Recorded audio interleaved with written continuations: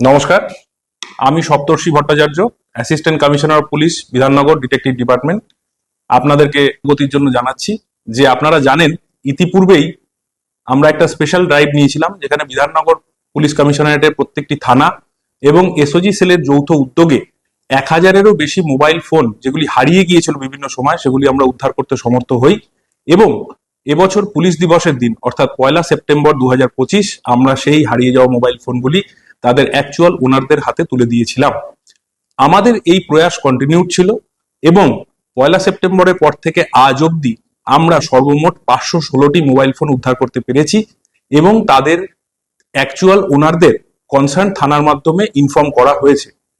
আগামী 23 সেপ্টেম্বর আমরা সেই হারিয়ে যাওয়া এবং পুনরুদ্ধার করা মোবাইল ফোনগুলি তাদের অ্যাকচুয়াল ওনারদের হাতে তুলে দেব। আপনাদের অবগতির জন্য বলি, এই 516টি মোবাইল ফোনের মধ্যে আইফোন রয়েছে 18টি, স্যামসাং 74, ওয়ানপ্লাস 19টি, ভিভোর ফোন রয়েছে 101টি, রিয়েলমি রয়েছে 51টি, ওপোর ফোন রয়েছে 94টি, রেডমির ফোন রয়েছে 68টি, মোটোরোলা রয়েছে 22টি এবং অন্যান্য ব্র্যান্ডের রয়েছে 69টি।